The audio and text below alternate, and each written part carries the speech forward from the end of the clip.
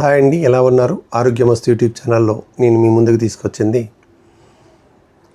మీ skin glow కావడానికి కోసం, మీ ఫేస్లో గ్లో కానీ స్కిన్లో గ్లో రావడానికి టీ టీ ద్వారా కూడా స్కిన్ గ్లో రావడానికి నేను తీసుకొచ్చాను. ఇది herbal tea for glowing skin. మీ చర్మం బాగా ఉండాలంటే నేను చెప్పిన టీ తయారు చేసుకొని వాడండి. దీనికి కావాల్సింది తులసాకులు 10, సోంపు, మనం తినే సోంపు ఉంటుంది చూసారా, అది వచ్చి 1/2 చెంచా, గ్రీన్ టీ పౌడర్ వచ్చి 1 చెంచా. తులసాకులు 10-15 వరకు వేసుకోవచ్చు, 10 to 15 ఆకులు వేసుకోవచ్చు. సోంపు 1 చెంచా వేసుకోండి. గ్రీన్ టీ పౌడర్ 1 చెంచా వేసుకోండి. తర్వాత పటికి బెల్లం లేదా నార్మల్ బెల్లం లేదా తాటి బెల్లం ఏదైనా వేసుకోండి. ఇది 1 గ్లాసు నీళ్ళల్లో 1 గ్లాసు నీళ్ళలో ఈ ఇంగ్రీడియంట్స్ అన్నీ వేసి బాగా మరిగించుకొని, దీంట్లో పాలేం కలపకూడదు, డైరెక్ట్గా తాగాలండి ఈ టీ.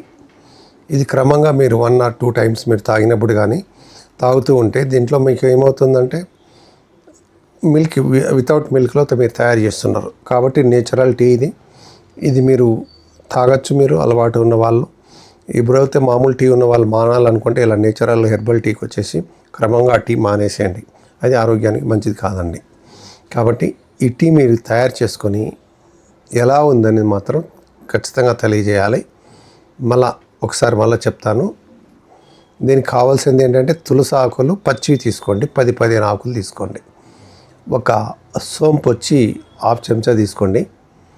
గ్రీన్ టీ పౌడర్ వచ్చి 1 చెంచా తీసుకోండి. పటికి బెల్లం వచ్చి 1 చెంచా తీసుకోండి.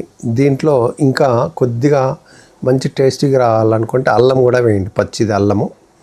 లాస్ట్లో మీరు చేంజ్ చేస్తారండి, ఒకరోజు అలా చేసి ఒకరోజు అల్లం వేయండి. 2-3 ఇలాచీలు కూడా వేయండి, మంచి టేస్ట్ వస్తుంది. యాలకలు 2-3 ఇలాచీలు వేయండి, అల్లం కూడా వేసుకోండి.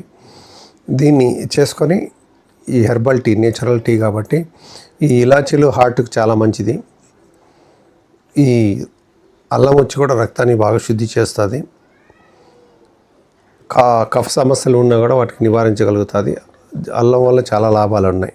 మీరు అది తయారు చేసుకొని మీ యొక్క ఫీడ్బ్యాక్ని తెలియజేసి ఆరోగ్యమస్తు యూట్యూబ్ ఛానల్ను సబ్స్క్రైబ్ చేసుకొని ఎంకరేజ్ చేస్తే మంచి మంచి వీడియోస్ నేను మీ ముందుకు తీసుకొస్తాను. జై ఆయుర్వేదం, జై జై ఆయుర్వేదం. భారత మాతాకి జై.